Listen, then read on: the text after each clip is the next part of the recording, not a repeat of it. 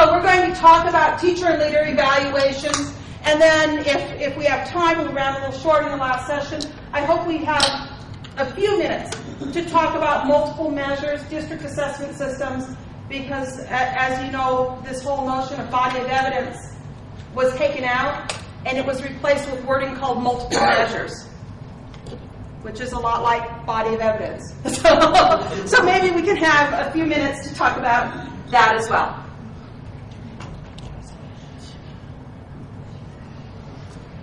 So let's start with the goals that are stated in this piece of legislation. Now, I will point out to you the legislation is actually very clear that says in the design of this phase 2 accountability teacher and leader evaluation, we are not constrained by Chapter 29. We are not constrained by current rule and regulation. And verbally, they've said you're not even constrained by the statute. If you see something that in designing this piece needs to be changed, the select committee wants to hear about it. But as we stand today, this is the piece of in the legislation that talked about the goals that should be reached by a teacher and leader evaluation system. It should support and, pardon for reading this slide, support and promote increases in student learning. It should support continuous school improvement. So there we start seeing that thread come across from school accountability. It should promote opportunities for meaningful professional growth for educators. Professional growth is a big component of the Phase 2. And it should be designed and implemented with integrity and transparency. That piece of the legislation goes on to say linking student performance to the evaluation system.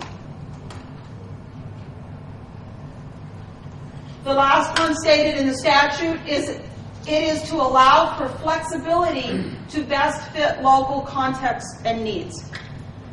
And this is probably the biggest struggle. How much of this is going to be frameworked by the state and be tight? Which aspects of it will be by local design and will be loose?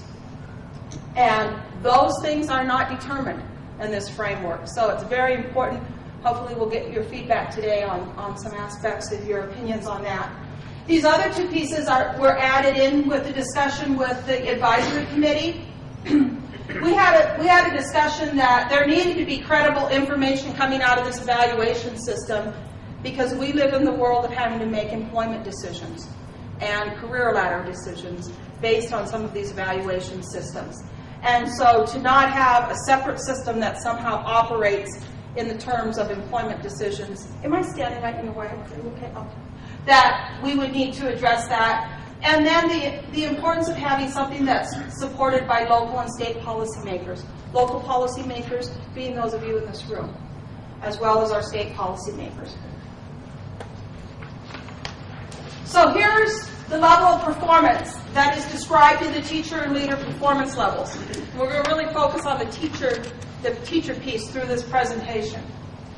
That at the end of the day, each teacher in the state of Wyoming would receive a determination, a performance determination that says they are ineffective, they need improvement, they are effective, or they are highly effective.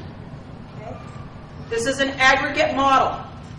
So in the end, everyone gets a determination, an individual determination to one of those levels. We've moved this slide up because I think it's important to right off the bat talk about the consequences of those 4 determinations, and then we'll get into deeper about how it's designed to come to that determination for each teacher. So if you see I'm a little out of order in your handbook or your handout, that's because we modified to the last group. First of all, the first recommendation for consequences of this evaluation system is that educators who are rated ineffective or need improvement in 1 year must go on an improvement plan. So if you're in those bottom 2 tiers, it means an improvement plan for that educator. The second one, an experienced teacher, this is critical, with 2 consecutive years of ineffective, that's the bottom rating, continuing contract teacher, ineffective for 2 consecutive years, loses their continuing contract status. Now, I don't know what the business rules of that might transpire to be as far as what they have to do to gain it back, or if it's a restart and they start all over, or what the case might be. But we know if you don't have a continuing contract, there isn't due process hearings, and contracts would not have to be awarded to those individuals. Some pretty high stakes consequences. 3, after receiving a second consecutive needs improvement rating. Now that's not the bottom, that's the 2 level. After the second consecutive needs improvement rating, the educator will be considered as having received a first ineffective rating. And 2 ineffective ratings leads to loss of continuing contract. So this is really designed to say a teacher can't sit there and not improve, or a principal can't sit there and not improve, a superintendent can't sit there and not improve. It's you move, and you'll get helps and supports and mentorship to move, but if you don't, the consequences come home pretty quickly. And then number 4, an educator rated as highly effective for 2 consecutive years should receive recognition. And there are some suggestions in that. It might be a pay. A local district might decide that it's a merit pay. They might decide that it's leadership roles. They might decide it's a party with balloons. I don't know. But the idea that in those recommendations it was important to say they receive recognition, and I suspect you probably better be fighting tooth and toenail to keep them as well. Because if they get through the system rated that way, you probably have a rock star in your hands. Okay, so what is effective teaching? What's going to be measured that will ultimately get down to one of those 4 levels of ranking? The recommendation is this, that it would include domains of professional practice, which there are 4, learner and learning, content knowledge, professional responsibility, and instructional practice. Those are the little more subjective areas of teaching, plus student performance. And Dr. Bailey accused us of having visual bias because you see how we weighted those 2, okay, in the slide. And I would even say as we get into the student performance, you'll see that's not a strictly objective piece either. Now what I did, and again changed up from your slides a little bit, but just to help with the understanding about these final determinations, this idea that it's a single identifier labeled to each educator in the state at the end of the year. How might that work? And if we look at the bottom part of this matrix, we see the student performance ratings, 1 through 3, and up the side we see the professional practice. Those were those 2 components that come into play. In this particular matrix, if this were to be approved and ended up being put in place, the weight for student performance to professional practice would be about 75% to 25%. And in your slide, in your handout, you see the label is ineffective in red there. If a teacher gets rated as a 1 in professional practice and they're a 1 in their student performance, pretty clear cut that they're probably ineffective. The far corner is also pretty easy to determine. If they're a 4 and a 3, that's as high as you can get, highly effective. Then there's all the mushy stuff in between. Okay? That's why I did those small and in blue, because I just plugged those just for today's discussion. I believe, though it hasn't been stated explicitly, that there'll be a process similar to the professional judgment panels in deciding how that matrix looks. I suspect that's going to be a type piece. That if we say if you're in one district and you rank 3 on student performance and 2 on professional practice, you come across that quadrant. If it's effective in one district, it should be effective in every district. But I don't know. So that would be a great input piece. Is this tied at all to the McGraw teacher evaluation system, or are we looking at a different tool, or developing a tool? Excellent question, and we'll be getting into that in more detail. But the premise of this is that local districts would select their tool. and that whatever tool you use, you would need to align and bring it into compliance with this overall framework. We asked and pushed quite hard to say, we had Chapter 29. Aren't we good to go? Okay. The response that we got back, and after there was some reviewing with the consultants on Chapter 29, is that Chapter 29 really narrowed down to the evaluation instrument, and they were looking for a broader framework than specific to the tool.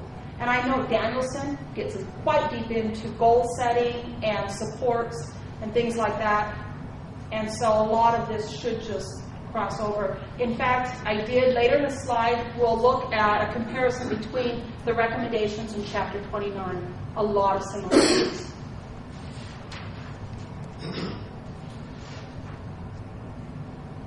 So let's just look at that bigger circle we saw earlier, this professional practice. They come in domains. These are the in-task standards. Okay? So they're not McCrell's.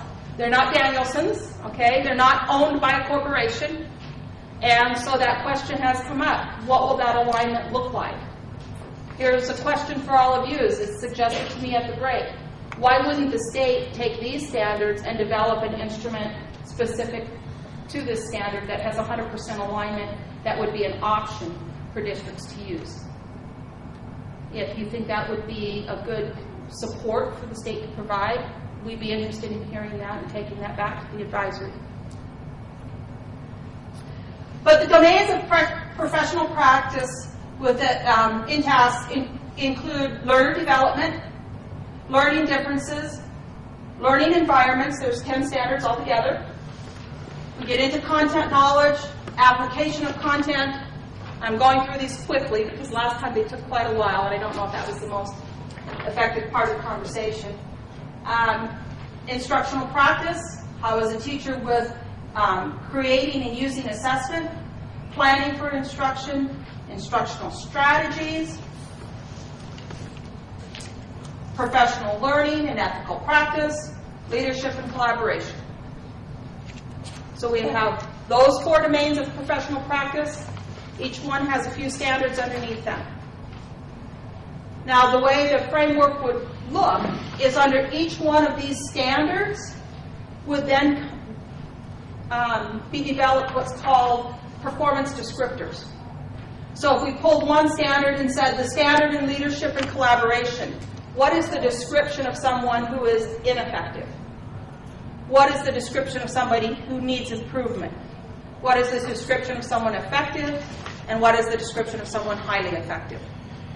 And that's how it would tie, and I could see locally people having to develop their own matrices on how to start pulling those pieces together. Question? Is there anything that takes into account experience? So I'm going to have different expectations for a first-year teacher versus somebody that's been teaching for 20 years. I'm going to turn this on so we can ask her. That's an excellent question. Her question was, what about experience?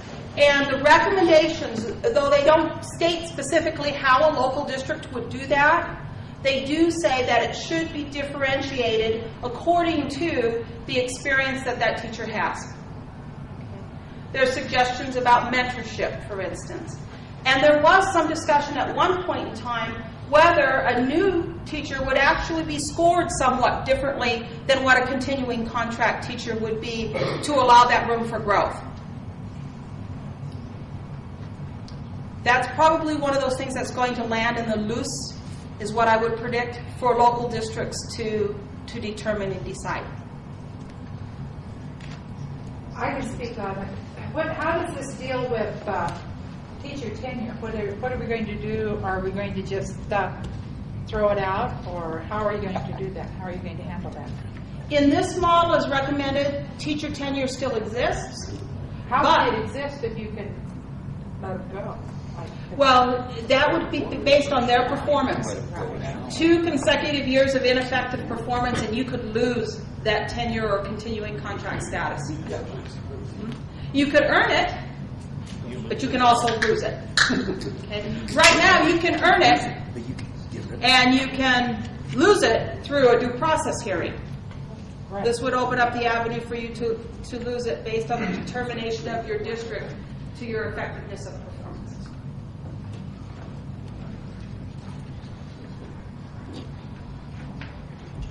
Remembering these are recommendations. And will be challenged in court.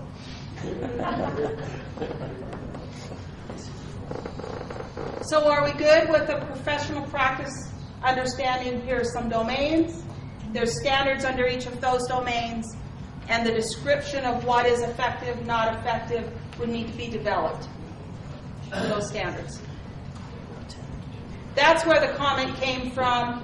We could see where the state could pull educators together across the state and actually come up with a state instrument that might be an option for a district to choose if they would rather do that than take the McCrell and align McCrell or align Danielson.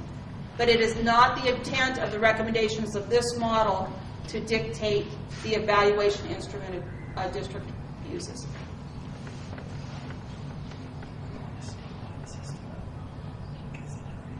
So we think about some professional practice domains and what data collection might be available as evidence that an educator meets those varying levels of performance within each standard.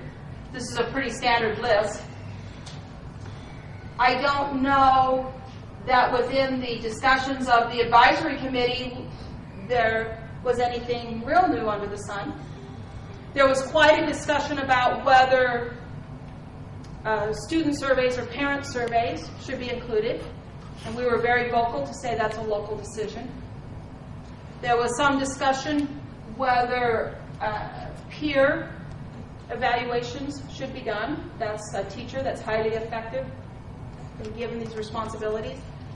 Can they take on that responsibility to actually help evaluate their peers? Again, I think we're pretty clear to say that should be a local decision.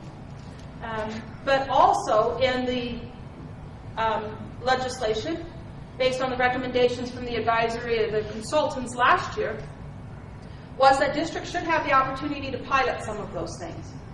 If the state thinks that there's some national trends in evaluation that our districts might be interested in or should be looking into, then they need to allow that flexibility and opportunity for districts to try that. So in your packet, there's a yellow sheet. And if you would, these might not be an exact match, but if you would have a discussion at your table, and we will collect these, by the way, for feedback to the consultants who are working with the select committee. We would be interested in hearing what your district uses for its teacher evaluation. And for a point of clarification, for instance, you might say, well, we have teacher leaders because they serve on a school improvement committee or they run a professional learning community. But the question is, do you use that when you evaluate them? And so if you would put that in, just put an X. Is it required in your district? Is it an optional data collection? You don't use it, or you might not know. Again, there's a difference between additional versus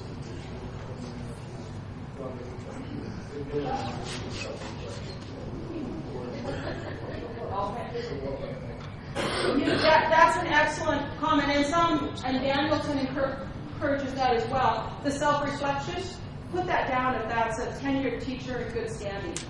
You know, they're required to do that, but maybe your initial. If you put additional or continuing, will not.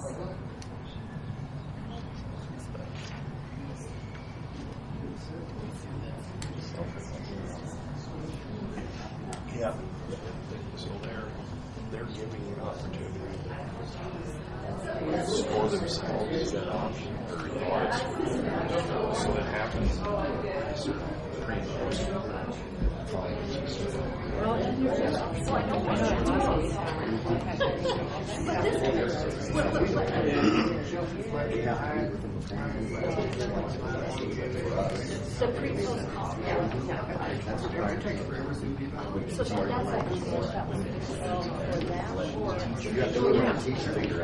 the thing is, kids browsing trails, if they get into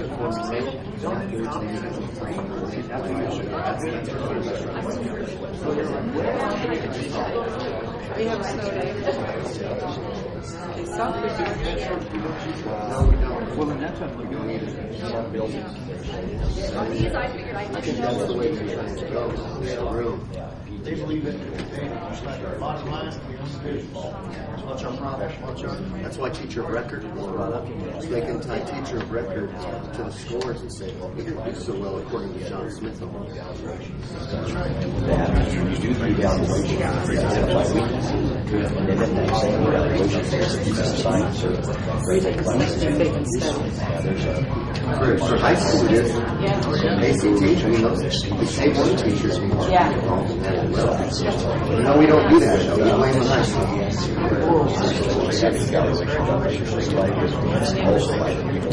And attendance, consistent evaluation. But if you identify, let's say, you identify how many times it was, and then you decide how do the same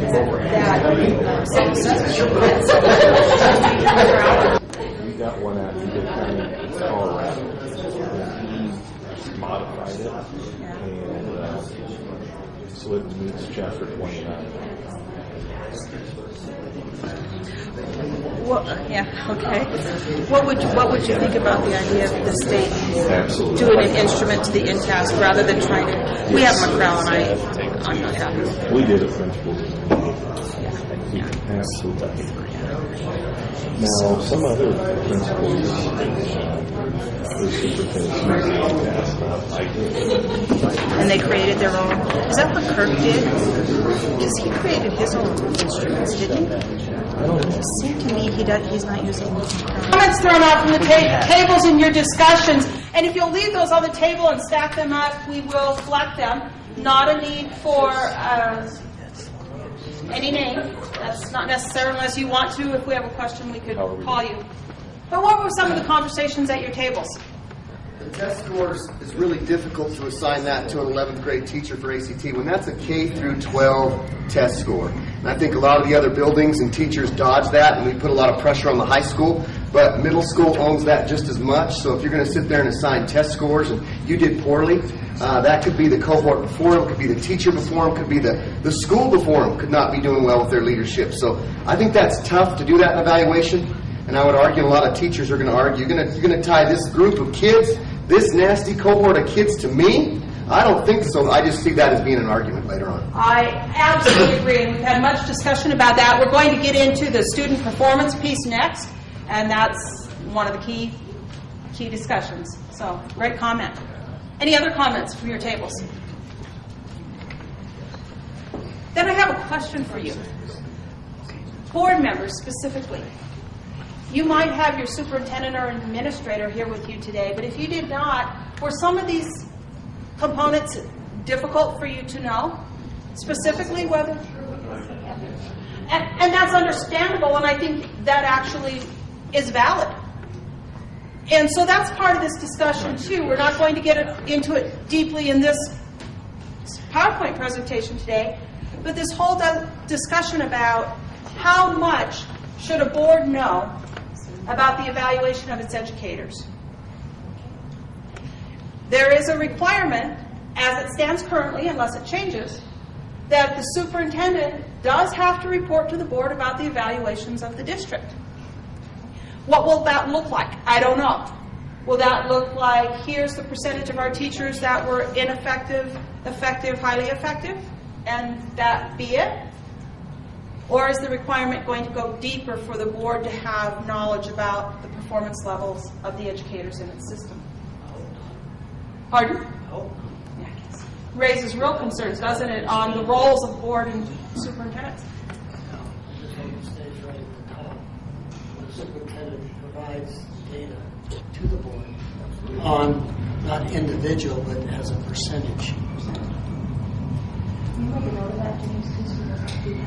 Here's another aspect, a question I would throw out. This notion that as a board, if you repeatedly offer a contract to a leader who is not performing or not showing gains on the school accountability piece,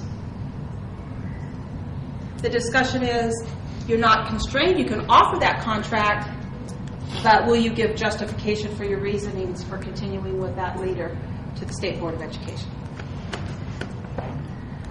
Or as a board member,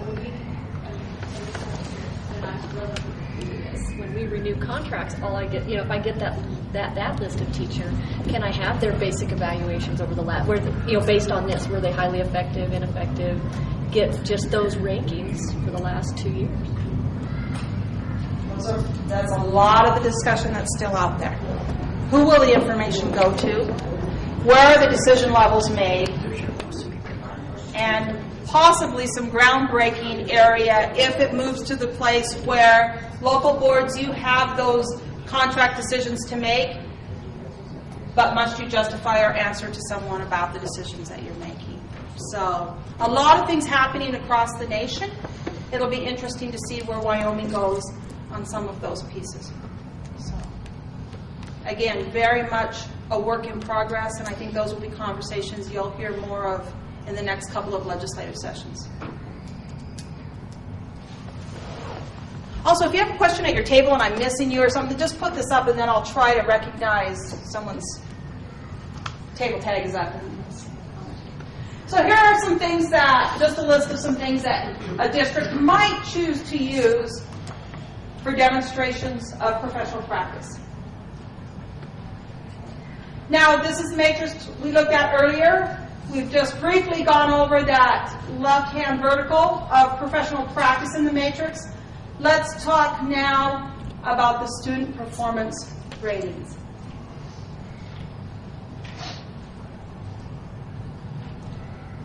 At this time, and it is certainly still under deep conversation with the advisory committee to the consultants ultimately take their recommendation to the select committee. But I will say that those consultants have been done a very good job, in my opinion, of saying, this is something the advisory committee is kind of split on, or this is something that they feel very strongly about. But still under discussion are student learning objectives, and then using a piece of the student growth percentiles. So since you've been through the phase 1 discussion, I'm going to start with the student growth percentiles. Okay? In your school accountability, you have achievement, growth, and equity that a school is judged on. The thought here is to pull that strand of growth over into the teacher-leader evaluation. Here's how that can happen. To get a determination for that growth piece through the student growth percentiles as a building, the state will have those on each student. So you could attribute that growth to that teacher that had those students for that year. And if you remember, the growth is typical, below typical, or above typical. Is that the terminology? Below average or above average, or right in the average band of growth. Also for a principal, because then it would be, the equivalent of that school's growth percentile. So that's one of the discussions, using the student growth percentiles. But you see how limited they are. We can only get those in reading and math for grades 4 through 8. That's going to be a small percentage of your teachers. I think Janine did a nice job sharing this morning. What was it, 20 to 30% of your teachers teach in non-state tested areas, and even fewer of them will have this growth measure. So outside of reading and math for grades 4 through 8, what could be used to measure student learning that would tie to a teacher's evaluation system? Chapter 9 actually requires that, but I think it's been kept pretty loose. So now the conversation is, should it become tighter at the state level? And I've asked Dr. Bailey to jump in here, and he put up for us some student learning objectives because he's used this piece in his district. And so, James, would you mind? Sure. So, Dinah said we've been playing with this idea for about the last probably 3 years. And one of the things we knew from Chapter 29 is there's a requirement that you attach achievement to teacher performance. And as we started talking about this idea about student learning objectives, we actually started playing with this about 2 years ago. And I'll tell you, it works, but there are certainly some holes in it. So let me talk about the one on the right first.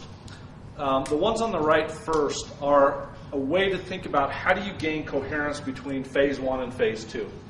Because what phase 1, again, is going to do is say, for the most part, that your school is good in this particular area, it's not so good in this particular area, and you're going to have to set some improvement goals around this.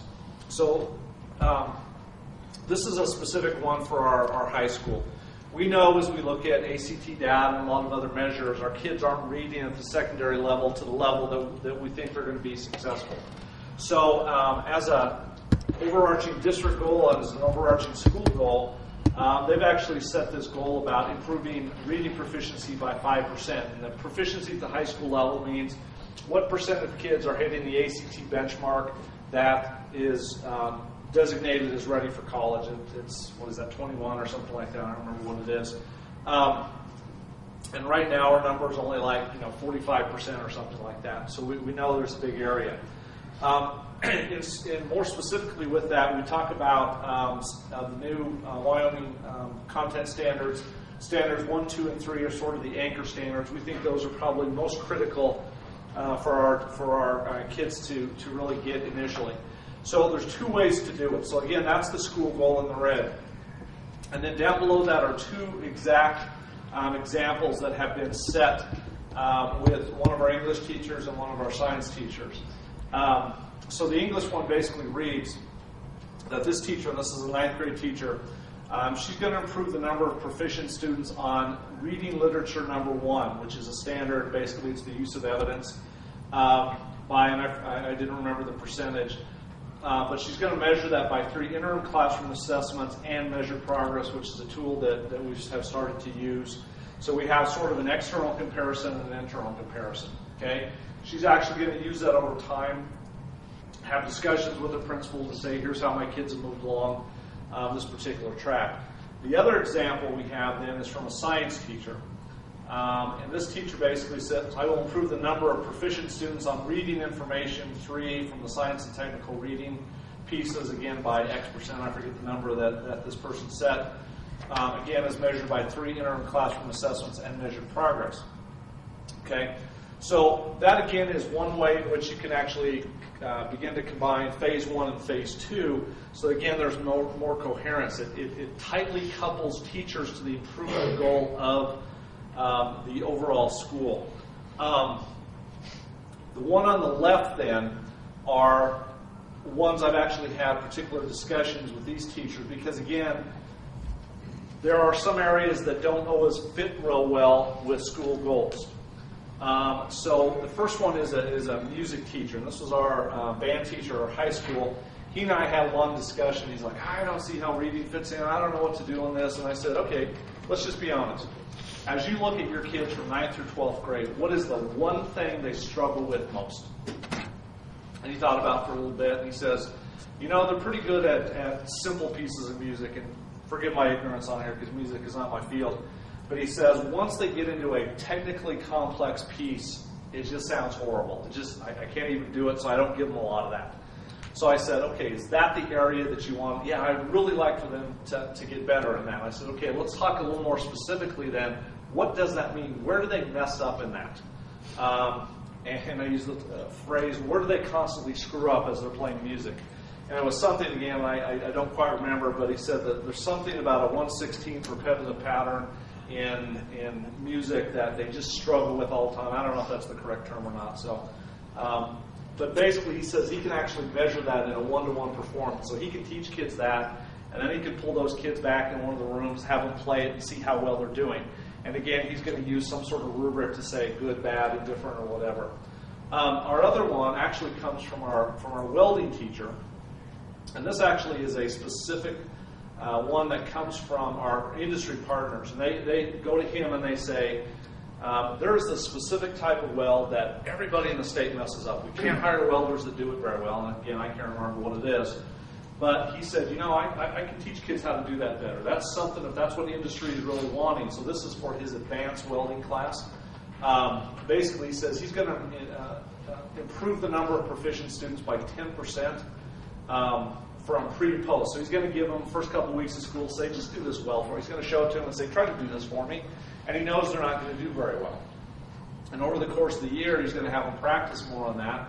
And by the end of the year, then he again can give that to them and say, do this type of weld. And he's actually going to use the criteria. There's something that it breaks too easily. And again, I'm struggling with the exact terminology here, but it's something that you can just literally take it and snap it like that. So he's going to use that as his success criteria to see if it breaks and see if kids have actually gotten better at that particular weld. So that's a fairly easy one to say, that's something that I think my kids really need to get better at. Okay? So think about, again, the one on the right is one that could be, again, probably much more for the core academic areas that, again, you can use in the entire school. The ones on the left are the ones that, again, don't fit real well with that. Now, again, as we have played with this over the last couple of years, what do you see as the problem with those? What's good and bad about those, I guess I would ask? Well, it's good because it's cross-curricular. Okay, so we're using that goal to get across multiple areas. Teachers are having the same conversation. Yep. What else, Kevin? It's pretty individualized, especially the music. But it doesn't tie to any assessments that's being that we're being held accountable to. Right. So the biggest problem that we found on this is while it does a lot, teachers like it. Last year we have 252 teachers in our district, and we asked all of them to do this. How many of our teachers did not meet the standard for getting kids' growth on their particular thing?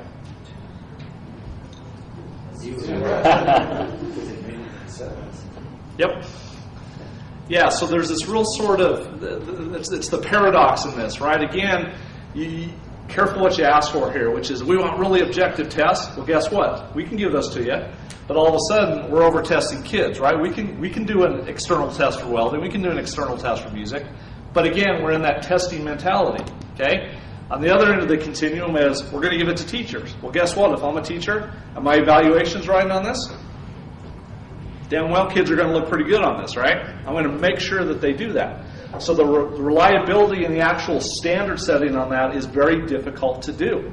Because again, what we ask our principals to do is sit down with them, look at the work, do all that.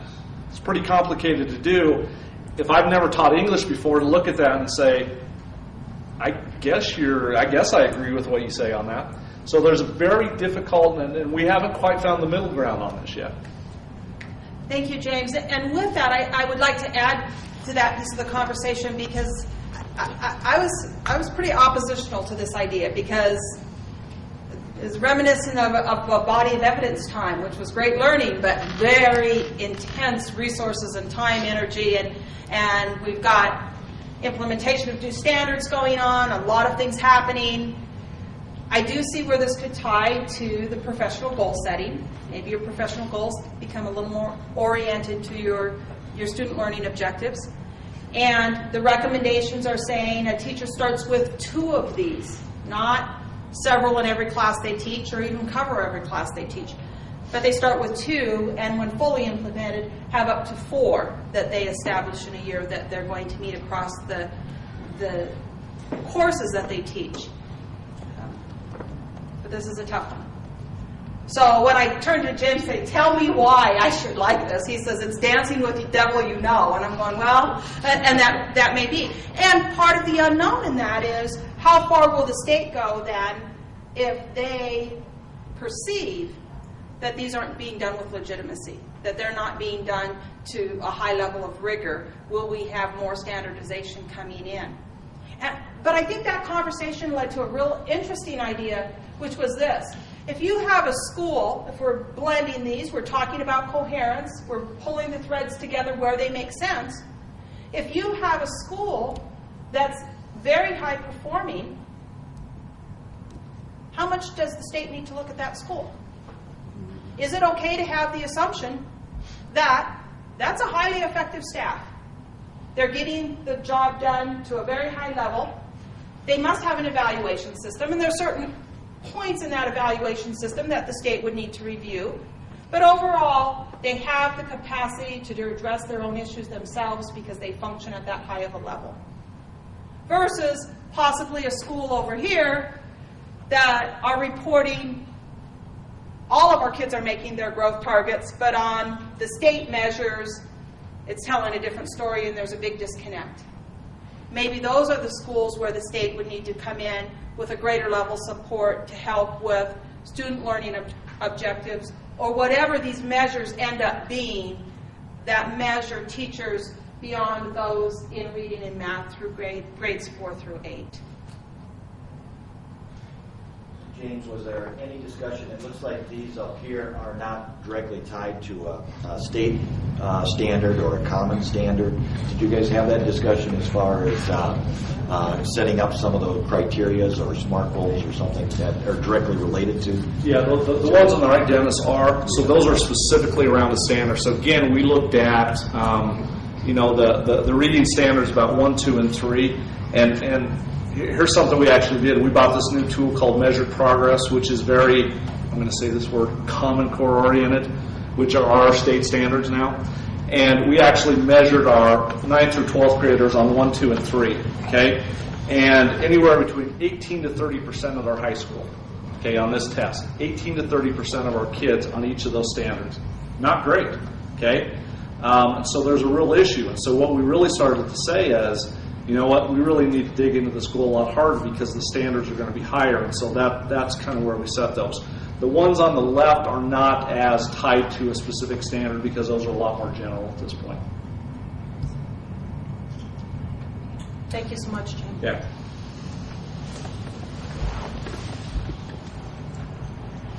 So talking about this idea of coherence in phase 2 evaluation systems with school accountability, we're looking for that, just as a definition. Coherence requires a systematic or logical connection or consistency between the two. The shared attribution, just for those of you who aren't familiar with that, that's also an aspect that's in these recommendations, that there should be some level of shared attribution. Okay? So you are teaching that English class. Okay? Reading is a score that the school gets in its accountability system. And over here, you're teaching the welding class, but welding teacher, you own a little bit of that reading score because it's under your roof. Those are all your goals, and you're all working toward those goals. So the belief is in the recommendation that there is something to be said about shared attribution, but you also have to have some individual accountability for the performance of students in the classroom. Just remembering that the student growth percentiles, the results are high, typical, or low. And then, as you can imagine, the business or rules around this would be critical to what type of really final shape it takes. Whether it's standardized to high levels or kept very loose, that tight and loose piece.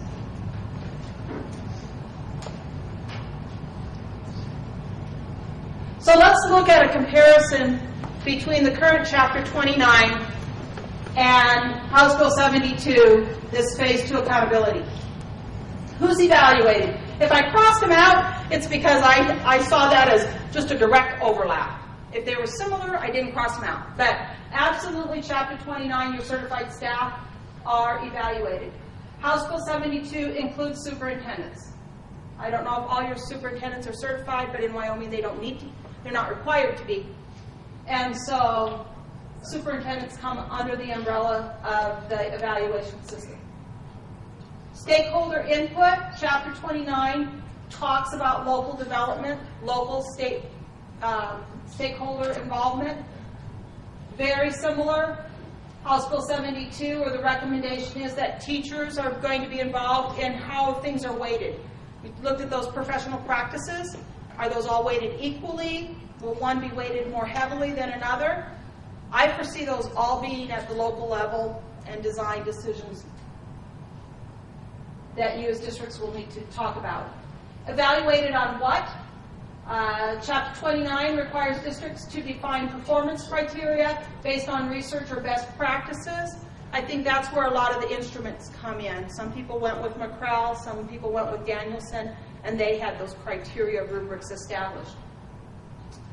The recommendations and House Bill 72, they outline the standards of professional practice are stated in the statute, and it is in task. And then the recommendation is that common performance level descriptors be developed across the state.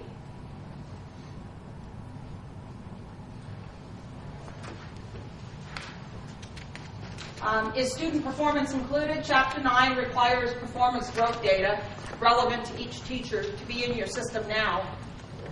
I think people are probably at various levels of that, but that is a requirement that's now on the table, has been for several years.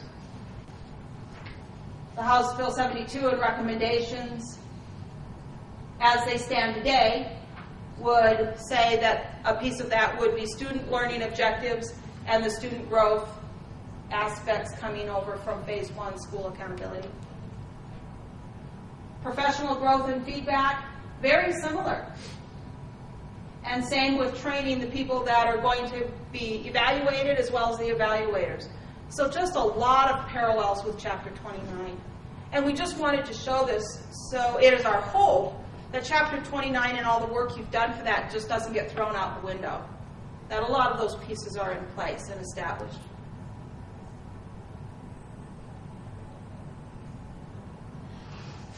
What evaluation instrument to be used? Both read the same, that it's a local determination. The caveat to the Enrolled Act 60 is that you have to have that alignment to those in-task standards. And then the evaluation cycles, and this is really a place where we're at right now. In Chapter 29, you have to describe your evaluation cycle.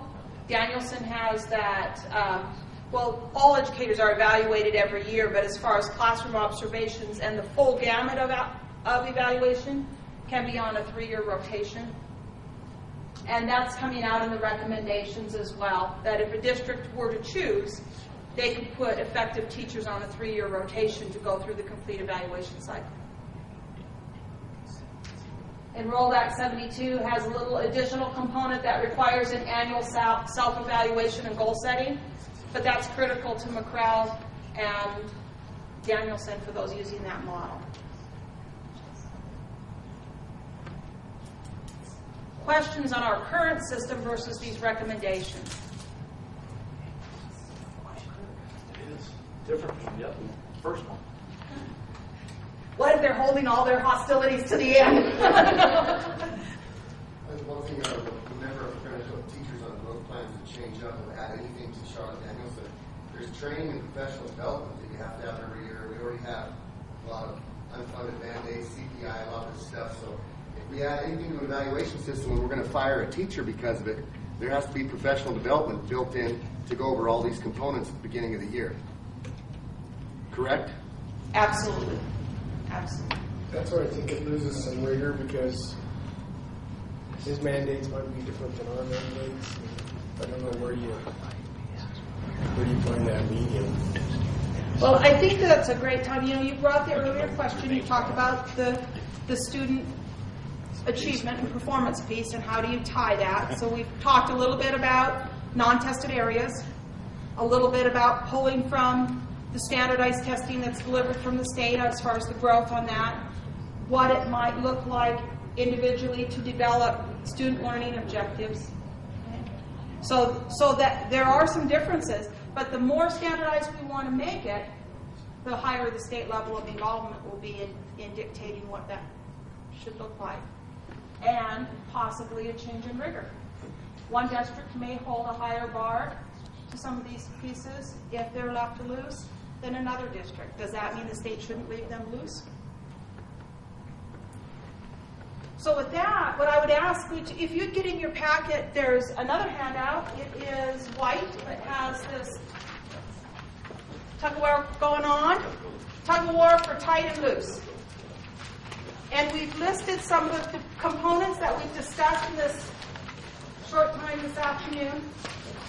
And we would really like your feedback, even if these are X's, but please also add comments to say you feel strongly this should be locally determined. This should not go in the state model framework specifically. A local district should determine that. Or if we want a rigorous evaluation system, you hire somebody that comes in with a highly effective rating. You want some continuity across districts. So would you go through these either individually or discussion at your table and provide us some feedback?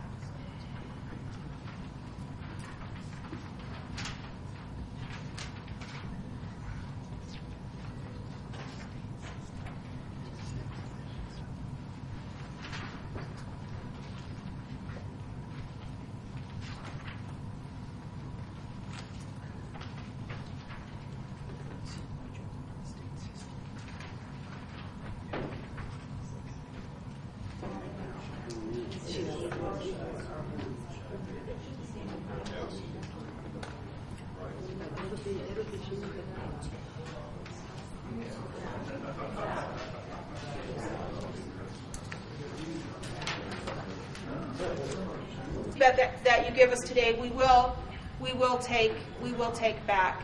I do think it's a situation of push and pull. If we're going to ask a state to be so committed to an evaluation system that a consequence can be to lose a continuing contract status in 2 years, then we have to be very serious about there could be some real complexities to how to get that done. And does it need to be standardized? You could imagine if, in a hearing case, if one said, this is what it took me in one district to get in effective in 2 years, and I lost a property right versus what it took over in this other district. Or between schools. Or between schools in the same district. Yes. So, a lot of work to be done. Again, a real celebration when these issues start coming to the forefront that our legislators listened and they heard and they recognized that the complexity of this was not something that we could have on the ground and running this year or next year. That pilots would need to be put in place and we would need to see and make adjustments.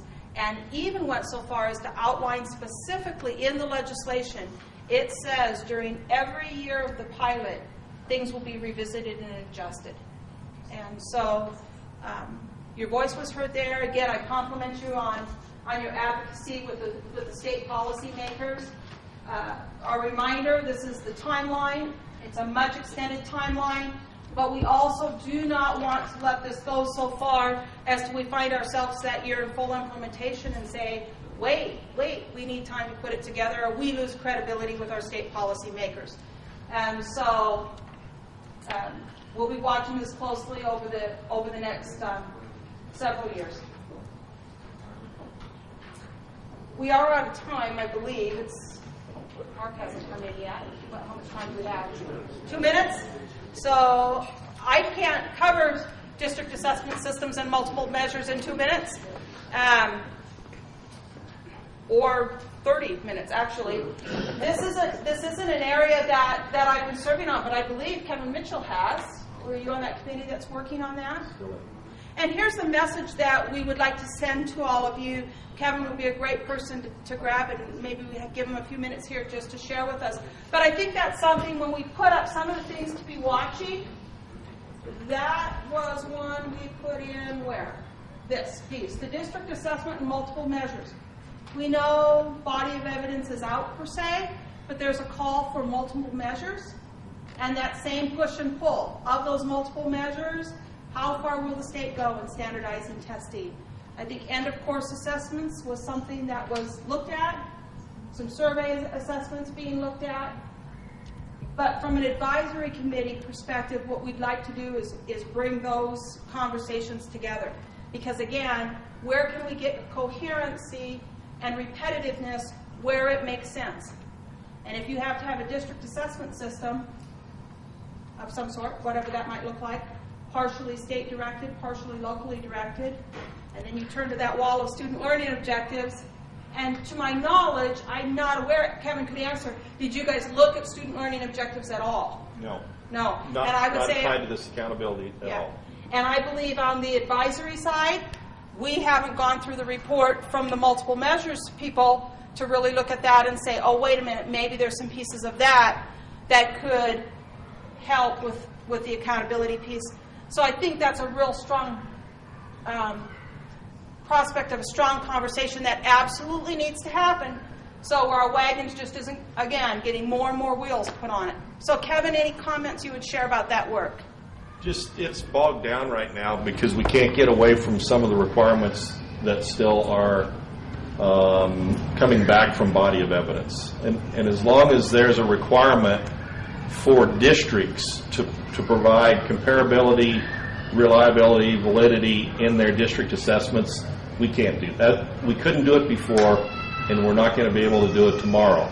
And so if you continue to have those requirements, it always comes back to it's going to be the body of evidence again with a new name.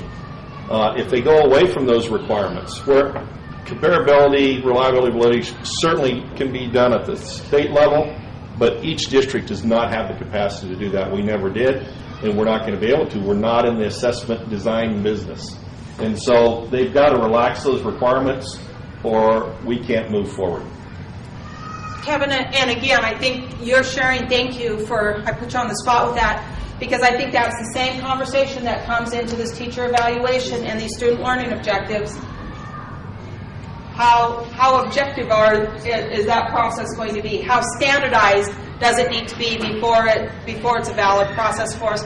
And do we have the capacity and capability for all of these components? And that is the segue right into the presentation that Dr. Bailey will be giving us next. So, thank you.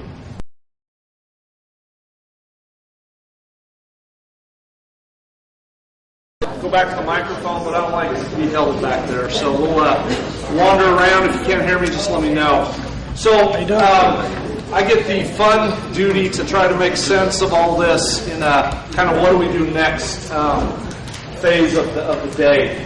But let me go back to where Janine started with the legislation. And here's what I think are kind of the three historical phases that we've been in as a state since, over a decade or so. The first sort of phase was this idea that we'll pump a lot more money into the system and that will take care of everything. And there was a lot of money given around instructional coaches and summer school and those sort of things. And it didn't get necessarily the overall impact that the legislators wanted. The next phase, then, I think is what we're kind of in right now, which is the legislation phase, okay? We're going to give you money. It's not doing it, so now we're going to tell you what to do, okay? And human beings by nature don't like to be told what to do. We've seen that in other states. That legislation in and of itself does not move systems. And so the question you have to start to ask then is, okay, so what's missing? We have plenty of money. We have a lot of good kids in the state. We have a lot of great staff and teachers going on in the state. We have a lot of good schools. Therefore, what's missing in the entirety of this? And what I think is this idea, it's the whole idea of capacity. And capacity is a very nebulous term, but what it really says is there's got to be something more that we're missing in all of this. And if you look at countries and states who have done this, this is where I think you have to actually begin to spend your time and your thoughts as districts and school boards around it. So what I'm going to try to do for you is, I love that verb, demystify. We're going to try to demystify what that term actually means in relation to what's going on in the state of Wyoming. We're going to try to then analyze what you need to start thinking about as a system. And then we're going to try to analyze, well, how do you actually go about doing that? So hopefully you'll get some ideas about everything you've heard today about phase 1 and phase 2 and what that actually means. All right, so let me start here. This is probably the most important slide of the entire day. You've seen a lot, but if I could have you pay one last bit of brain energy to this slide. this is what I think is the most important. She thought the cow one was better. The cow is better. The cow one. You and I will have to talk about that. All right, so back in, I don't know, late 90s, 2000s, I was actually working on my dissertation back at Colorado University. Go Buffs.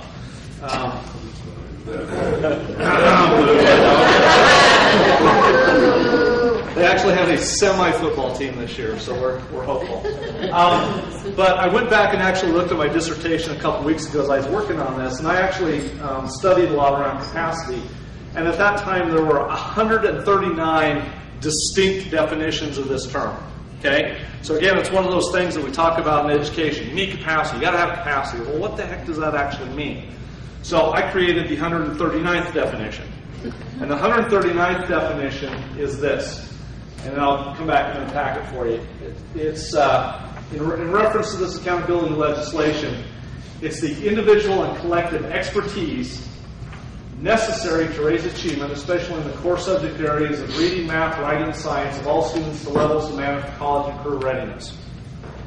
Okay, the highlighted areas, let me tell you why I highlighted those and how it connects back to Phase 1 and Phase 2. Phase 2, in a sense, is actually, I think, talking about how do we develop more expertise in the system. Okay? Let me give you the secret to the universe.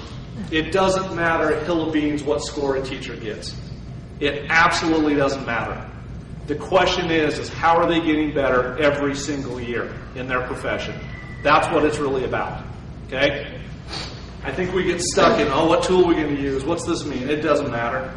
It's about how do you get teachers smarter all the time? And principals, and superintendents, and whoever's involved with kids. Okay, raise achievement. That's about Phase 2. The point is, we're trying to get kids smarter so they are prepared for college and career. Okay? The levels demanded for college and career. Again, one of the disconnects going on in the world, and you see it all the time. There's lots of arguments around there, and I get them. But let's be honest. A lot of our kids go to college, face remediation. There's a ton of arguments around that. I get it. But are they really ready? If we send kids to work, are they really ready? Okay? So the whole thing is about this. That's why I say, other than the cow slide. So this is the second most important slide. Okay? I'll give you that one, Sue. It's about developing expertise necessary to raise achievement to the levels that the world is demanding. Okay? That last phrase is really talking about what is the outside public really wanting from our school system. Okay? And that's why I think there's a lot of discussion. Is that possible? Is that capable? And that's why I say money hasn't done it by itself. Legislation can't do it by itself. Therefore, we need to do something to develop that expertise. That's what it comes down to. We are in a human profession, and that's the only way you're going to get better is constant development of that expertise. Now, I'm going to throw in a couple assumptions underneath this, though. The first assumption you have to think about is that we're all interested in actually doing that. I won't ask you to raise your hands, but are all of your kids performing at the levels that you would like them to do? Mine aren't. My kids in my school district are not all performing at the levels I would, and there's a ton of reasons for that, but they're not interested. We are interested in actually doing that. Okay. The second assumption underneath that definition is this idea that if we actually raise achievement, we'll have less accountability. I don't think that's a safe assumption. I think accountability is here to stay. I think it's been part of our vernacular for a decade or more. I don't think it's going to lessen it, but I think it's going to enhance it. And I think, again, there's this reciprocal relationship between what school districts do and what the state is talking. And I've talked to tons of legislators, and what they're really saying is, we want more productivity out of your system. Okay? We need to figure out a way to do that. And I don't think they're anti-school. I don't think they're anti-you, me, or anybody. They're like, how do we get better productivity? But to do that, again, this relationship, if you increase achievement at a deep level, by de facto, you're going to increase your district's capacity. It just works that way. Now, you can do it the simple way. You can do it the easy way. Right before those testing situations, let's take 3 weeks and teach kids how to take tests, but that's not what I'm talking about. It's how do you get to the deep level necessary to continue to raise the bar and move kids along. The last assumption around this, though, is this idea that there are pathologies in our system. And I mean that in all due respect. And I've been at this for 25 years, and there are certain pathologies that have just become part of the way that we think. And some of those pathologies, for instance, there are institutional habits that are hard to break. Why do we have all 9-year-olds in 3rd grade? We just do, right? Why do we have a 175-day school system? We just do. Those habits are difficult to break, and some of those need broken, but they're very difficult to do. Other pathologies. There's a time and resource issue.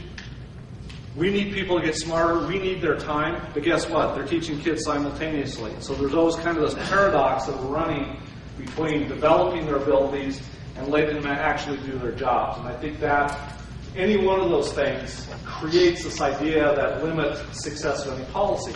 So one of the things I think we've talked to from the advisory committee is to recommend just be patient. You've got to give us time to figure this out. Right? We can't say next year we're going to raise achievement 20% across the board. It's not going to happen because, again, there are certain time limitations and resource limitations that we face. All right, the second big assumption that I want you to think about is that school accountability measures tell us 2 things, I think. One is that they can tell us about the particular individual student. Okay, is that kid proficient, basic, below basic, whatever? But they can also be seen as this idea that it's a measure of the school's capacity to handle that particular problem. Okay? That's something I think is a much more difficult concept to sort of handle and deal with.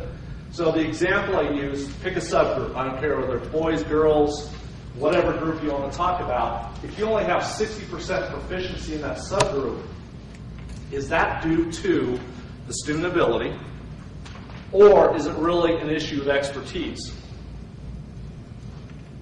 Let that sink in for a minute. Is that really a measure of the student's ability, or is it an indication that the system doesn't know how to handle that problem? Okay, so in order to do this, here's the way that we have to start thinking about this across the board. That if we're going to increase capacity, which is really the idea of expertise, we have to see how the system links up and down. Okay, one of, again, the pathologies in school systems is that things are always not very well connected. I can set a goal at the district level, but that doesn't mean the school and teacher is going to follow through with that. Okay? So the first thing you're going to have to think about is, what's the achievement issue you're really dealing with? Okay? So it really comes down to this idea of problem solving. What's the problem we're trying to solve? And again, that's really a phase 1 issue that you really have to get clear on what's the specific content issue you're going to deal with. Simultaneously, you have to start thinking about, again, what's the psychosocial issue you're dealing with, right? Kids don't come as blank slates. Kids come from a lot of different backgrounds with a lot of different goods and bads. And so what's the problem that we deal with when kids come from a poverty situation? And how do we really deal with that? So what's the achievement issue that we're really talking about there? The second issue we really have to talk about is, what's the instructional issue? What's the teacher expertise that needs developed? If I have a class that's half ELL and I've never had ELL training, is there any wonder that I've not developed those kids to the level I need them to be developed? So what's the instructional issue that we're really dealing with? The third issue I deal with, then, what's the associated leadership issue? Okay? If kids aren't performing and teachers aren't performing, what's the issue with the principal then? What do we need to do to help that particular person get smarter about their work to help those other 2 levels? The fourth question then, again, comes at my level. What's the system issue? So if principals aren't performing and teachers aren't performing and kids aren't performing, what's wrong with me? What's the problem that I need to address in order to help them deal with that? And the fifth question then is, how do all of those interact to develop that necessary expertise in order to do that? All right. Here's your first time. One more assumption, sorry. So ultimately, all of those issues are about two things. What's the learning that needs to occur, and how do you keep people motivated? Has anyone ever seen the engagement surveys of the Gallup poll across the U.S.? Anyone ever familiar with that? Yes. Basically what it says is less than about a third of all workers across the United States are engaged in their work day to day. Highly engaged in their work, okay? And have you think about, again, as you think about phase 1 and phase 2 and all that, what are the motivational issues that you're going to be dealing with? And what are the learning issues that need to occur in order to develop expertise at the student level, the teacher level, the principal level, and the central office level in order to make phase 1 and phase 2 happen? And that, it doesn't matter whether you're dealing with a 6-year-old, a 16, or a 46, or a 66, or whatever. Those are always going to be the two issues you're going to need to think about as you're dealing with this capacity issue. So I'm going to give you about 5 minutes, okay? I went through that really quick. So what makes sense? Have a conversation table. What makes sense? And then again, what does that imply to your district and your role as a board member? I'll give you about 5 minutes. We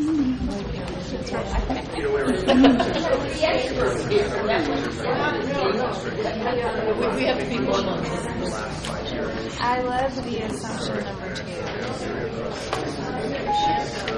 Sure. Yeah.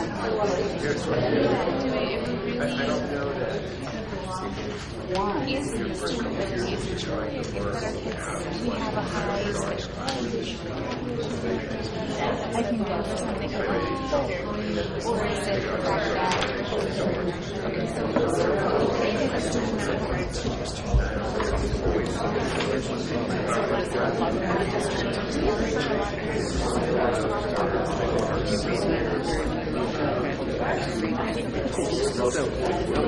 So basically what makes sense is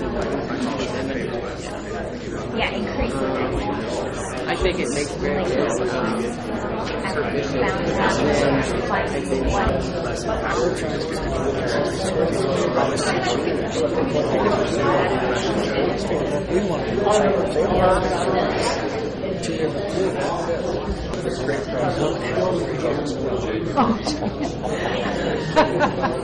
That was a real quick analogy. But what I would hate to see is that we decide, well, okay, art's not that important, so we're going to throw art. Music's not that important, so we're going to throw music out. I would agree. I think those things enhance the core subject areas. I think they help the kids make connections. I think they help you see the world differently. Correct. Increase your options. We've talked about it. You've created all this good stuff.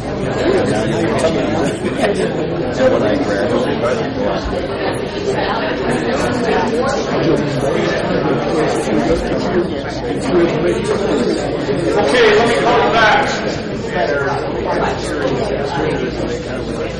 Okay, so before we move on, any comments or any questions or any ideas about implications for rules as a board? What you talk about?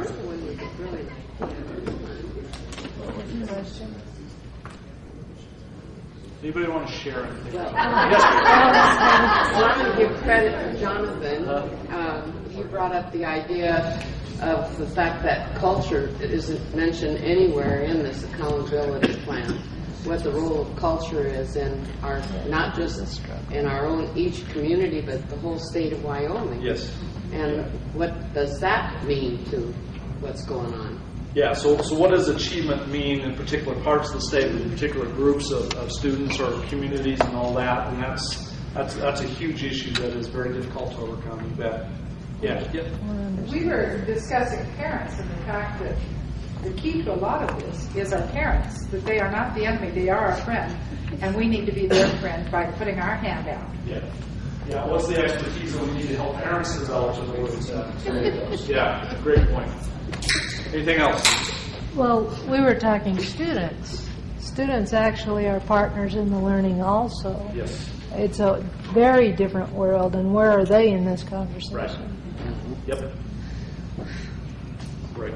So again, let me just summarize that first part. So again, we looked at a definition, my definition, it's no one else's, but it's a definition of what I think we need to think about, which is those linked pieces. And again, the biggest assumption I want to lay out is that money can't do it, legislation can't do it by itself. It's about developing the expertise in the system.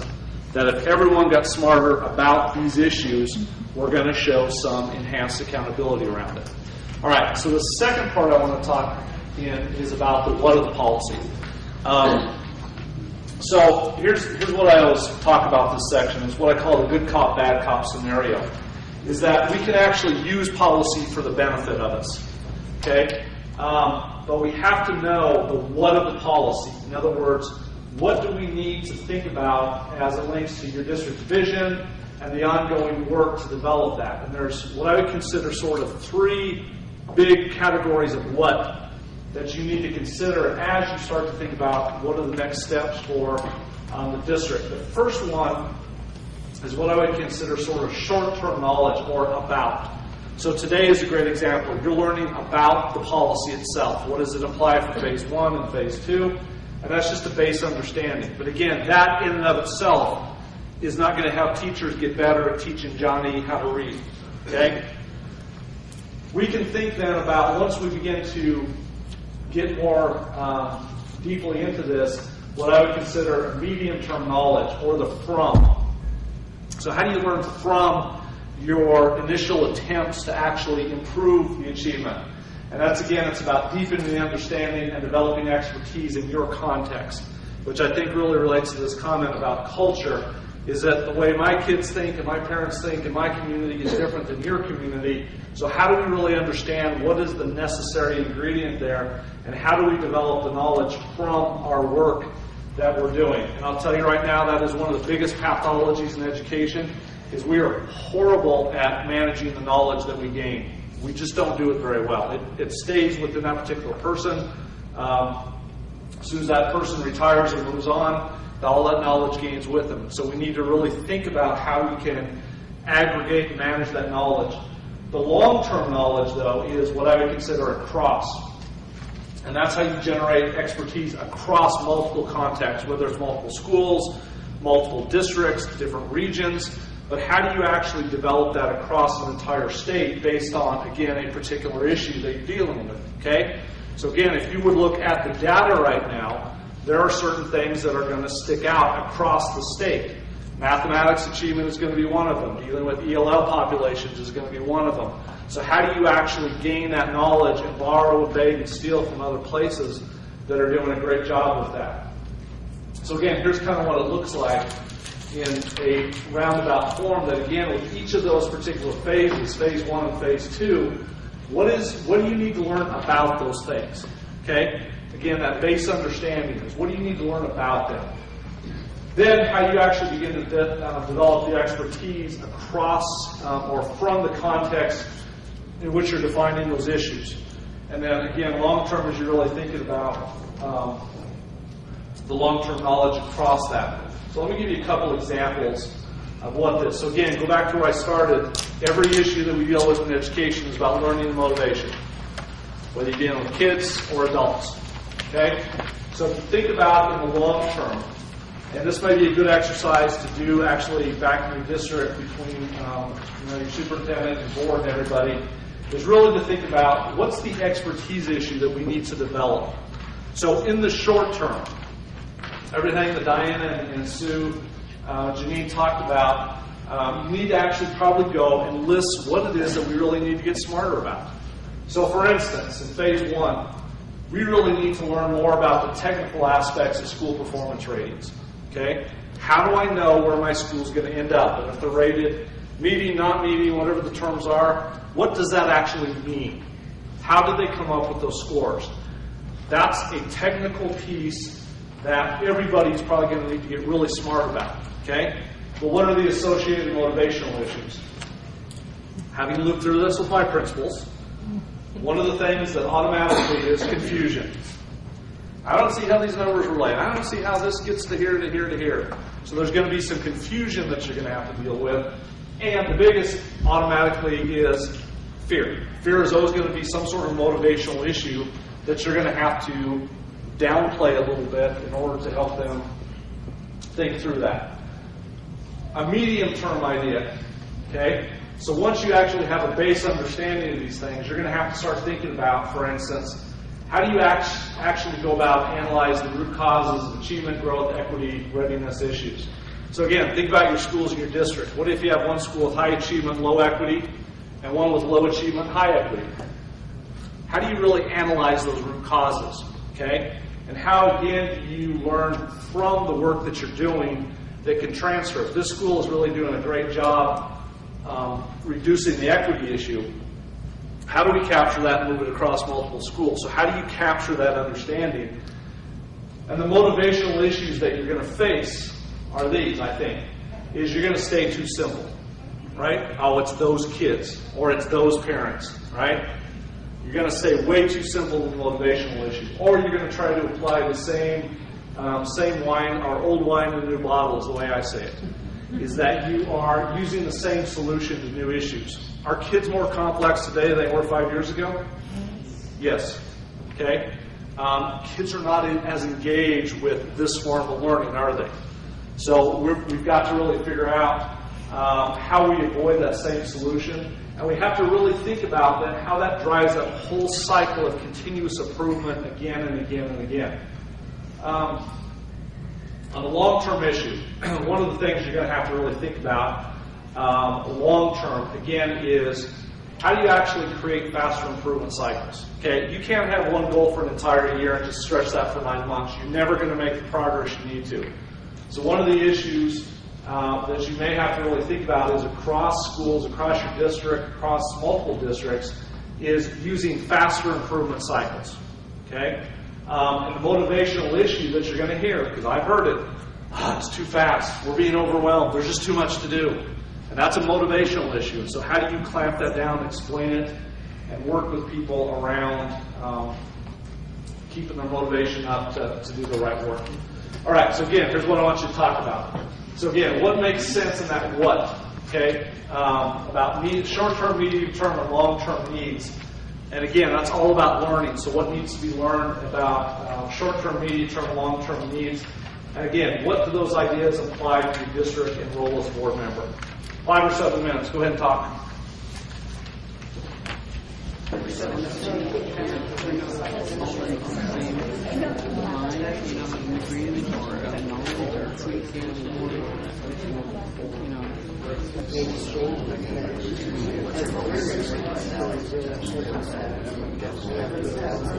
Number one sounds like a plan. Number two says we don't do it all at once.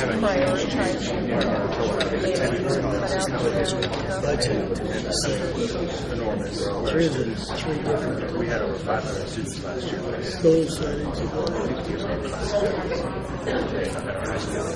Or does it work anymore?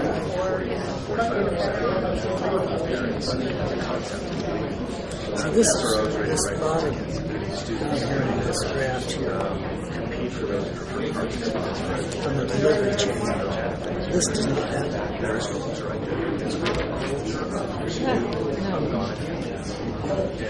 Do you see that chain happening? So we have in today's world.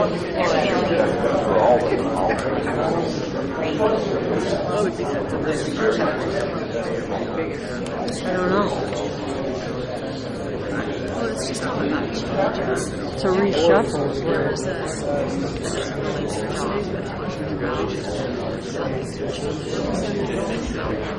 State right on top, legislation. Over here on the right hand side, subject to the law of education. Legislation, they have a part two. I have no idea. I guess he'll learn. So again, let's do a quick share out. So again, these ideas, as you talked about, what needs to be learned back at your site? What you talked about? But again, it's developing a culture. It really is. Nothing. You got it all.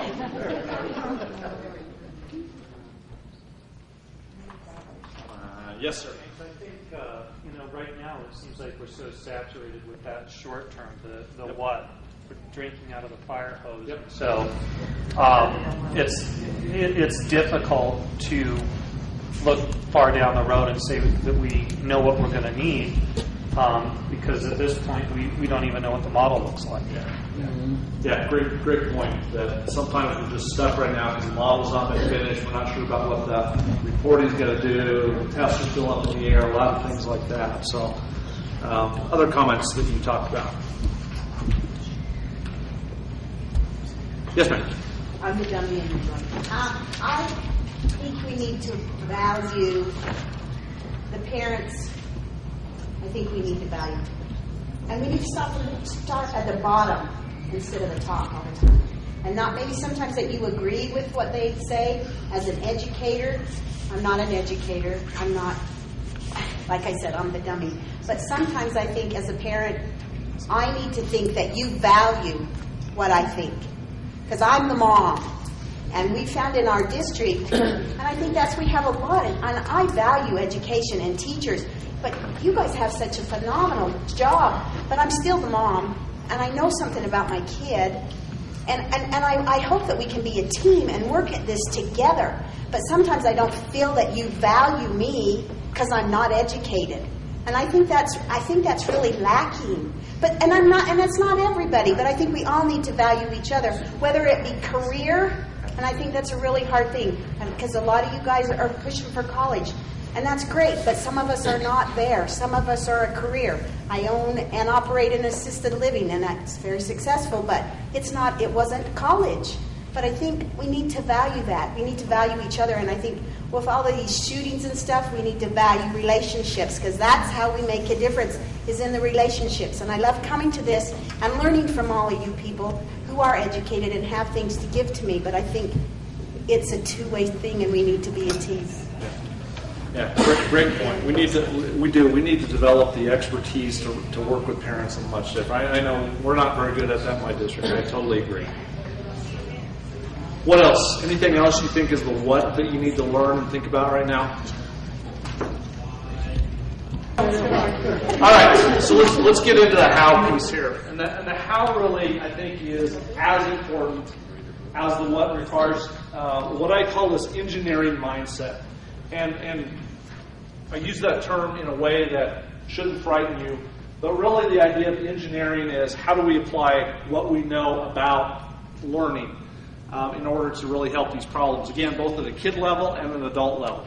Okay, so much of what we deal with is what I consider sort of this training mentality, this training paradigm that sometimes doesn't really fit in a lot of different respects. So we really need to figure out how do we engineer our way toward the idea of higher achievement. Again, if you look at all those linkages between what kids need to know and what teachers need to improve at, and what principals need to improve at, and what superintendents need to improve at, then I think we really begin to think about how that engineering paradigm kind of works in that.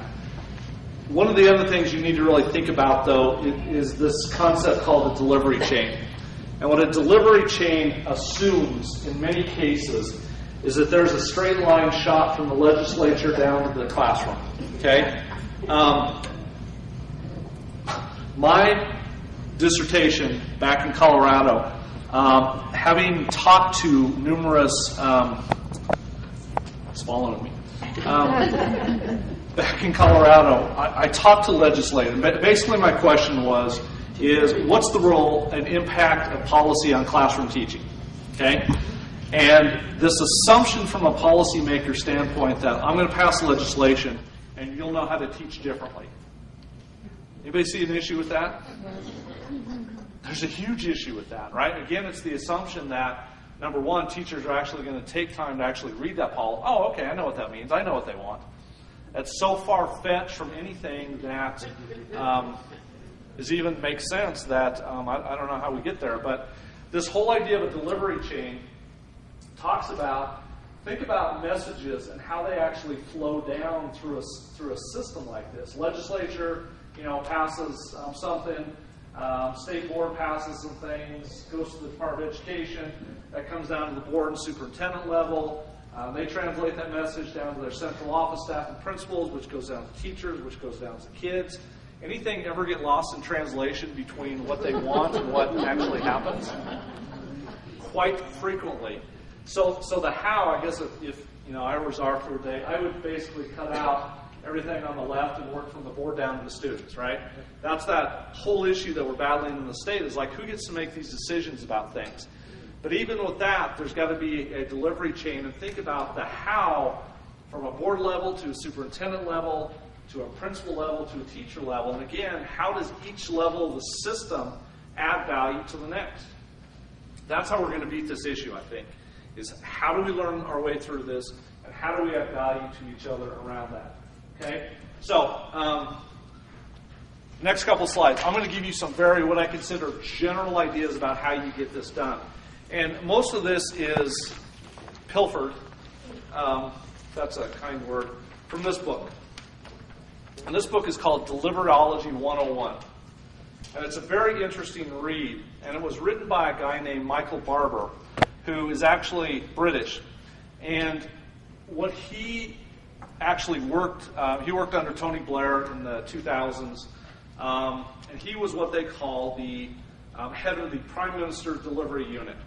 And again, what Blair started to think about was, same thing happened in England, is that they pass a lot of legislation and nothing ever changes. Okay? Again, the assumption is we tell, they do, everything's taken care of. They found, by creating this thing called a delivery unit, that they could actually move their policy along further because of all the things that I'm going to talk to you about here in a minute. Now, I'm not saying create a delivery unit, but it really is this idea of how we actually learn our way through policy and how we actually make shifts in the system to go ahead with this. So the first step you really talk about is you have to develop some sort of foundation. Okay? So this goes back to what, again, I consider the what of everything, is number one, you need to define your aspiration. Okay? As you look at your vision and the goals that you set, I would really challenge you and encourage you to use the idea of readiness, equity, achievement, and how do you actually set goals around those particular things. Define your aspiration. Okay? Our district goal has been, for the last 4 years, we're going to increase 5% proficiency in reading annually until we reach 90%. Okay? It is there. It's been there for 4 years. We make little starts, and we have a little dump, and then we go up, and then we go down. And so again, but that goal has stayed consistent throughout at least 4 years. Talk about and review your current state of expertise development. Really what that means is, how are you doing that? If the only thing you're ever doing is bringing in a trainer for 2 days, you're going to struggle with doing what you need to. Okay? That's that about, but it's not the from and across. Okay? And really think about, so who's that coalition? Who's that guided coalition that's going to move the work ahead around moving this accountability work? Okay, second idea to really talk about then is understand the challenge. These are huge challenges, okay?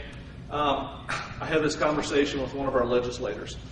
And again, their assumption is we're holding our best work in our pocket till it really matters. Once they hold us accountable, then we'll start teaching harder. Then we'll start leading harder. And what I told this person is that most people are working at the highest level of their knowledge currently. Okay? I know a few, but most of us are working at the highest level. I've never worked harder in my life, but there's still a lot of things that I don't know how to do real well. Okay? So you have to really think about what's the challenge involved here. And where I'd start again is, again, once you get your first performance ratings, tear those apart. Where are your challenges? Is it a particular content area? Is it a particular group of students? Is it a particular school? And what are you going to have to think about to enhance that? Think again about the drivers of that performance. Really, there's only two things that work. Okay? Teachers teaching differently, leaders leading differently, and the system leading differently. Again, if you go back to linking those things together, you can figure these out. But again, those are really the only drivers. But I would also include parents. Okay? You really have to think about their role in that performance. And then again, begin to ask yourself, so what's the necessary expertise we're going to have to do? If I have a reading problem around my ELL folks in my school, that's the expertise I need to develop. Okay? Let me tell you a quick story before I move on. We've been on we actually started our reform work around mathematics back in 2006. And we got better, okay? We got better really quickly. And that was just by changing curriculum and instruction strategies. But we hit this plateau. And so I sat down with our math coaches, I sat down with our math teachers and principal, and I said, why aren't we moving any further? And we talked about it, and we read some things. And really, we started to go back to this psychosocial dimension, okay? Kids who like math, all of a sudden, were getting better. Kids who didn't like math were not getting better. And the question we began to ask is why? Well, we started to dig into the psychosocial research, and it's called math anxiety, okay? Anybody ever know one of those kids who sits in front of a math test and goes, just like chokes from panic, or yourself? Yeah, okay? We know how to solve that problem. We know how to lessen kids' anxiety, okay? So that's the expertise we're actually working on in our system right now, is how do you get kids to value mathematics? How do you get kids to reduce their anxiety around mathematics so that they can perform better, okay? That's what I'm talking about, is that deep expertise that needs to be developed. All right, third step then. You got to start planning for that expertise. Part of that, again, is determine the strategy, okay? It's more than the 2-day training. I'm just going to tell you that right now. It's more than that. You have to develop a long-term strategy that overcomes some of those pathologies that we talked about. You have to think about the forms of learning and motivation, about, from, and across. So how do you develop a long-term system to do that? And again, how do you set the targets and trajectories? Okay? One of the things that is always interesting to me is that we don't look at this as kind of a long-term project. That again, you're not going to fix these problems in 1 year. It may take you 5 years. But how do you really look at that trajectories? In a year, we want to be here. In 2 years, we want to be here. In 3 years, we want to be here in order to keep yourself moving. Fourth step then, this is where the rubber meets the road, is how do you start driving that delivery? Okay? We're really good at planning. We're not very good at delivery sometimes. So, number one is how do you actually develop routines to drive and monitor that performance? Okay? A couple things we do in our district. Twice a week I go to schools. I ask 2 questions to start off with. This is a routine I have. 1, which kids are most challenging around this reading goal right now? And how have they moved since the last time I saw you? Which teachers that we talked about last time, what's the support you're giving them, and how do we know that they're moving? That's a routine. Okay? Then we go visit those. Okay? If that principal says, well, I guess I really haven't had time, not acceptable. Your job is to move that teacher. If you're not moving that teacher, you and I are having a discussion. That's a routine. Okay? A second routine is we actually, our performance improvement plan is actually 3 cycles a year. Okay? So every 12 weeks, I bring all the instructional leaders together in our district, which is principals, our instructional coaches, our teacher leaders, and we look at the data. Okay? Where are we on that trajectory? What do we need to shift? What do we need to adjust? How do we actually do that? So again, there are these routines that you have to create in order to keep it. It's not good enough on the first day back, say, hey, we got a 90% goal, and you don't pay attention to it till the end of the year. It's going to get lost. Okay? The answer about solving problems early and rigorously. Okay? In other words, that's why I meet with those principals on an ongoing basis. What's the problem you're having? And what I take into that is an assessment frame. Because what I'm listening to from that principal is, what do you know how to do? What do you not know how to do? Okay? What do you need a shot of courage to do sometimes? Okay? I have a great, our most high at-risk school, North Elementary. Great staff, great principal, love him to death. Swore to God he was going to have a nervous breakdown 2 years ago. The worst teacher I've ever seen in my life. Ever. Okay? No kidding. He was bad. We had my documentation, we had 22 talks about that teacher. And I was like, I think he can, no. Gut it up, and if you need to non-renew him, non-renew him. That was pretty hard for him, so we had to give him a shot of courage. All right. Is he still employed? He is. He's a good principal. He just doesn't sometimes like to challenges teachers. The other one, again, is this idea of rapid cycles of PDSA, plan, do, study, act. Okay? It's a business term, it's a continuous improvement term, but again, what we have to do is we have to be able to try things. Okay? That if I want my ELL learners to get better, we have to try something to do that. So how do we actually study that, act on it, and do some things? And then again, how do we focus on that predictive data? Okay? By the end of the year, if we're using data well, pause shouldn't be any curiosity to us. It should be, I can predict which kids are going to do well and not do well on that. All right, the last thing you have to do then is, again, is create this culture. Okay? And the culture really is around this idea about build continuous learning. We're always asking, what do we need to do next? What do we need to do better? Funny story, had a teacher come up to me a couple years ago. It's like, when is this improvement stuff done?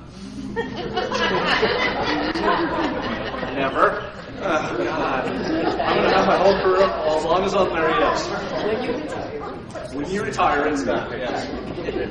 Yeah. And that really goes into this idea about a growth mindset, right? So many of our teachers just like, well, we did it, we're done. They have this assignment mentality. When's that training? We're done. No. We're continually building that expertise around it.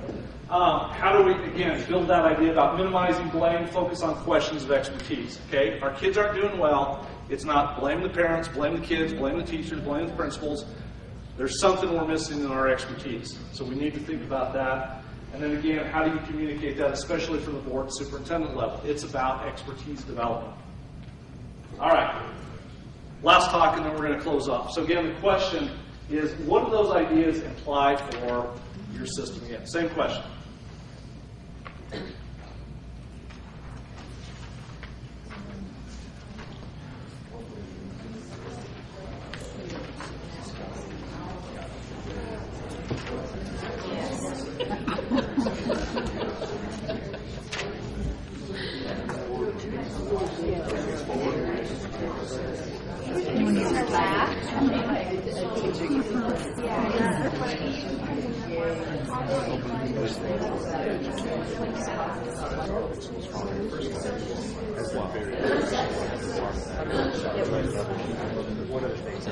Motivation. Everybody had to go, and I think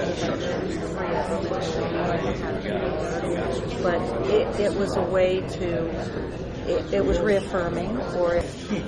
Okay, so again, let me ask you a different question this time. So as you looked at those 5 steps, and you think about your local context, your local culture, which of those 5 steps do you think is the most challenging for your district right now?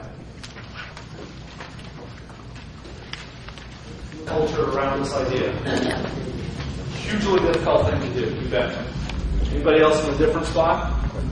I think it's a combination. We just talked about having very clear expectations for everybody in the whole organization, everybody from the board all the way down. So that there's no confusion as to what our roles and responsibilities are. Yep, that's huge.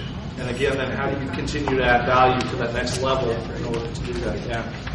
Yeah, Tracy. I honestly think that drives the delivery for us because we do a lot of learning. We know what's right, but changing habits is really hard. So monitoring that, driving the implementation and delivery is huge. Yeah. Well, one of the things I notice all the time is, especially in school, how easily we put in distractors and get fragmented away from our true mission. We're dealing with a couple activities issues right now. Surprise, surprise. And it is interesting how much time I got yanked in the first 2 weeks of school toward that rather than this message.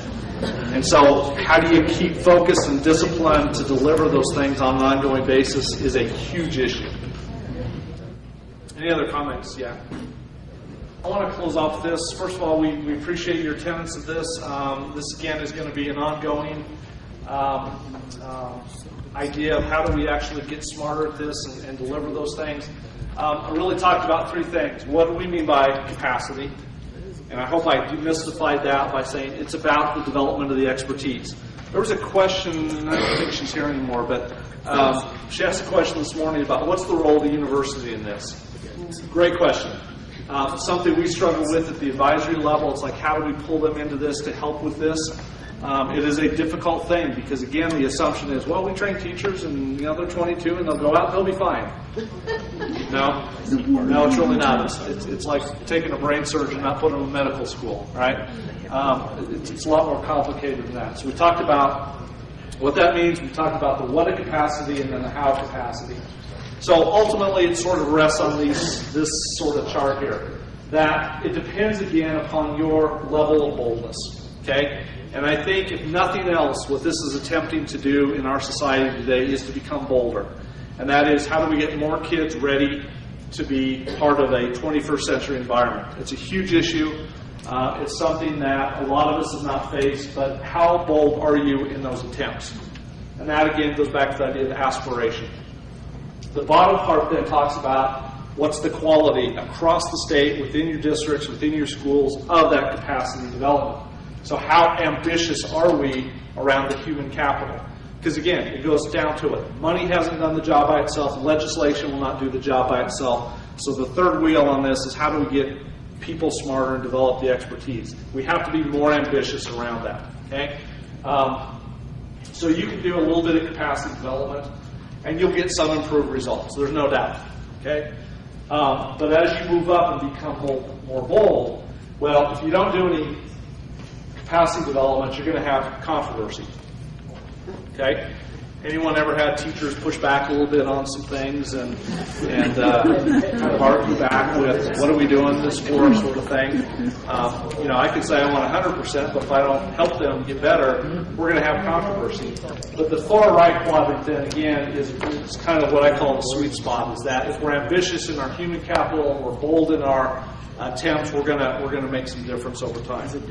So, one of the promising models, and I think you've heard it a couple times today, I think we're trying to do some bold human capital development. Going back to the university idea, we think teachers are under-supported. Think about principals, right? They go through it, they have a pretty mediocre internship experience, and then we throw them into a building and say, do all this for us, okay? It's hugely almost an impossible job, and we have not done a very good job as a state or society in doing that. So from our WASA conference last spring, we had a group come in and talk to us about that, and we've actually created this idea called the Wyoming Instructional Leadership Network. 27 districts to date. I think I may have talked Rock Springs into being 28, if we can pull them on board. But really what it's about is, how do you actually develop principles, okay? And the only place you can really do that is from a central office level. So this network is going to bring people together. Right now we have, Dan, 125 people roughly, superintendents and principals, curriculum directors, special ed directors across the board. We're actually going to work with the principals, and two sort of major things they need to get better at is how do they actually analyze instruction and give people feedback to move performance. Okay? Again, I can put a number on somebody. Hey, you're a 3 teacher, you're a 2 teacher. That's not going to move their performance.